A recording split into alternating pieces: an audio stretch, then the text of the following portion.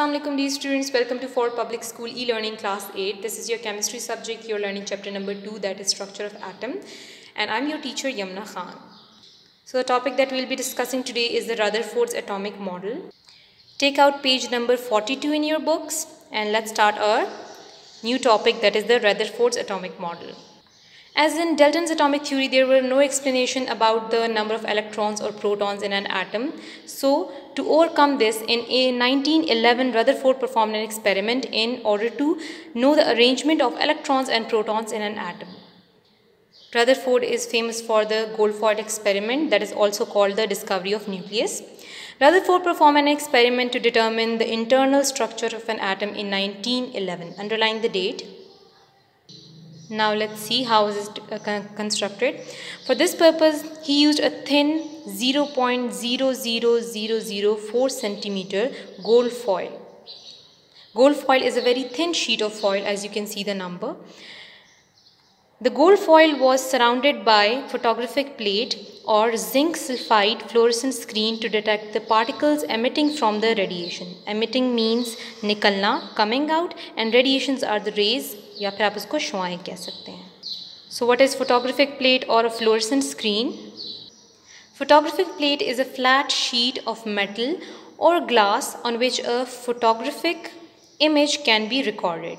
And fluorescent screen is which gives off light when it is hit by waves or the rays.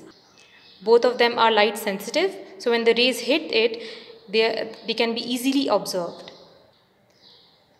Now let's see how is the experiment performed. He bombarded the gold foil with alpha particles. Alpha particles are the heavy particles which are having double positive charges from a radioactive force that was polonium metal, and they were 20,000 in number.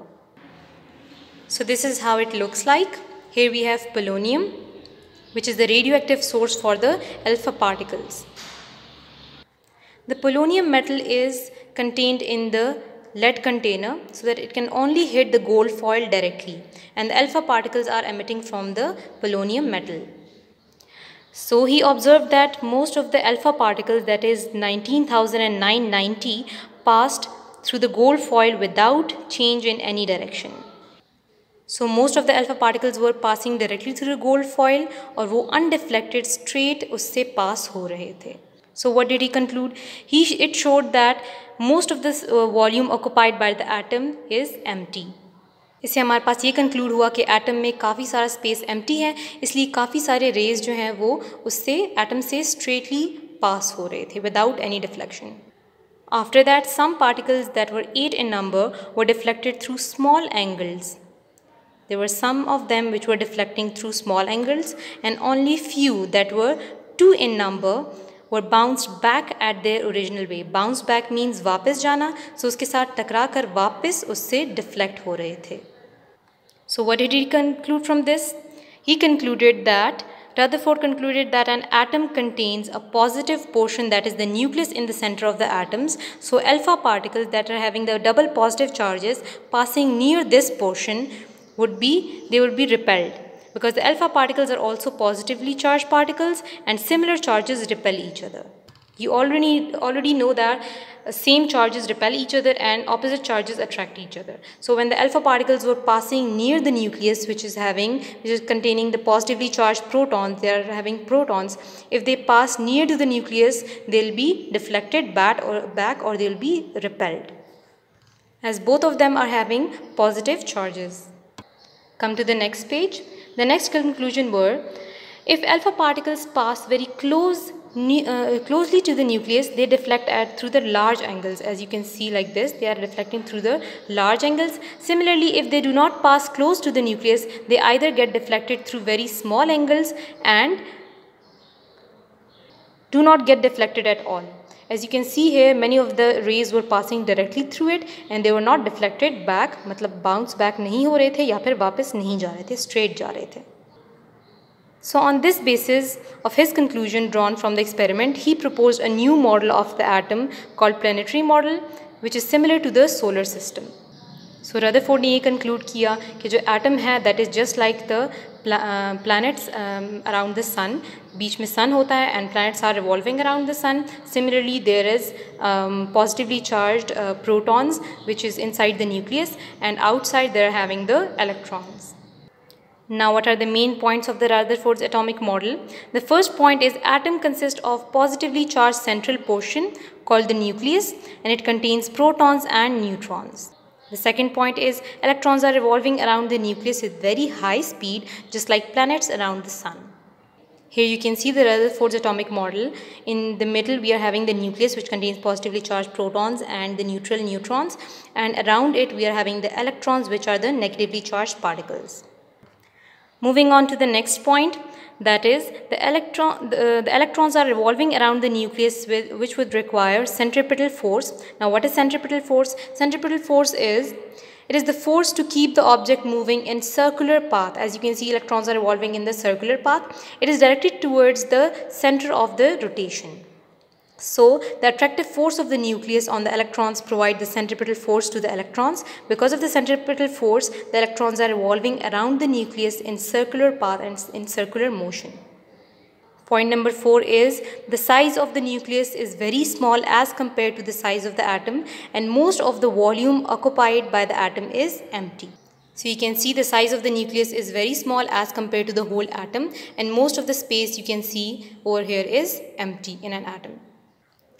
The next point is atom is neutral as the number of electrons is numerically equal to that of number of protons. You already know that the number of electrons are always equal to the number of protons. That is why both of the charges cancel out their effect and the atom gets neutral. The last point is nucleus is responsible for the mass and energy of an atom. As you already know that most of the space in an atom is empty, so basically the mass of an atom is due to the nucleus and all of the energy is contained inside the nucleus of an atom.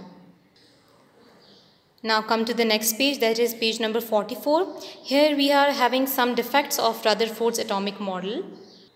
Defects mean खराबियाँ कि Rutherford's atomic model में क्या क्या limitations थे या फिर उसमें क्या क्या खराबियाँ थी जो कि यहाँ पे explain की गई हैं. So Rutherford's atomic model of an atom resembles our solar system. It has the following defects. The first defect is Rutherford's atomic model is based on the laws of motion and gravitation, which is applicable to the neutral bodies and not to the charged bodies. But if you notice, in atom we speak about the charged bodies, जैसे कि protons हैं, electrons हैं, they are charged bodies, they are not neutral bodies, and the laws of motion and gravitation are only for the neutral bodies, they are not acceptable for the charged bodies. So for the charged bodies there is another theory, that is the Maxwell theory.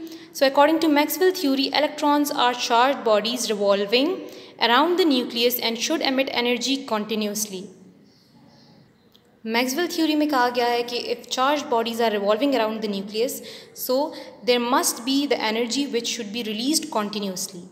So the electron will move on the circular path and ultimately fall in the nucleus. However, this does not happen. अगर electron continuously energy emit कर रहा है, release कर रहा है, तो it will be moving round and round and ultimately it will fall inside the nucleus when it loses all of its energy. But you know very well that this kind of thing doesn't happen in the atom.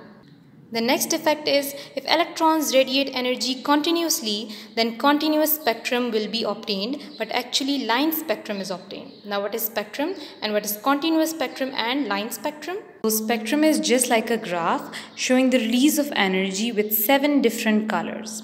Alright, now there are 2 types of spectrum. There is continuous spectrum and line spectrum. Let's see what is continuous spectrum. A continuous spectrum is the one in which the release of energy is showed by the colors and that are merged together.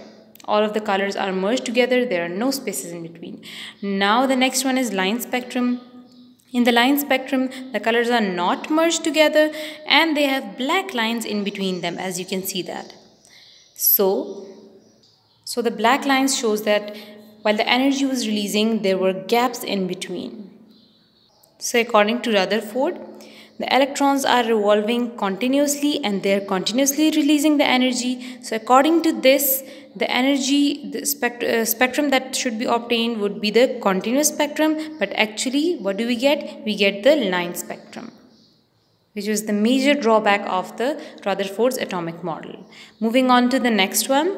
It does not provide any explanation about the chemical properties of the elements. Rutherford's atomic model, although he explained about the motion of electrons in the orbits or the energy levels, but he didn't explain anything about the chemical properties, that how the atoms of the elements are combined together chemically. So these were some defects of Rutherford's atomic model, due to which this model was rejected. Now here we have Society, Technology and Science. Let's read that. Rutherford in 1911 performed an experiment and proposed a model of an atom. Alright, these suggestions remains unchallenged for a long time. In 1911, when Rutherford performed these experiments and presented his model, many of the scientists were unable to challenge this model and his theory. But as the time passed, there were many complications, as you can see, that were in the Rutherford's atomic model. But this model could not explain the stability of an atom and line spectrum of an atom.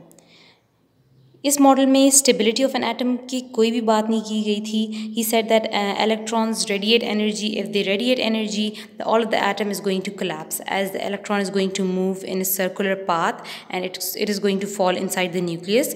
So that means that an atom is unstable. So he didn't explain anything about the stability of an atom or the line spectrum that is obtained from the release of the energy.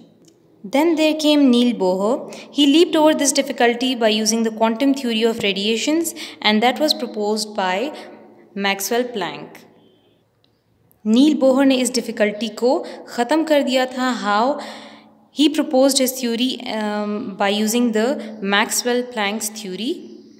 So Bohr's atomic theory explains nicely the stability of an atom and also explains why an atom gives the line spectrum.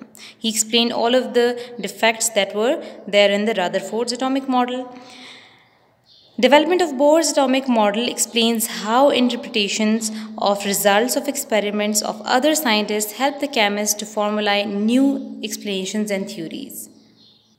Interpretation of results means natija akhaz karna. So Bohr explained in his theory that how other scientists' formulae and concepts can help you explain new theories and concepts.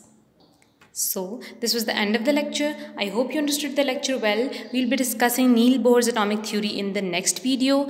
Thank you. Stay home. Stay safe.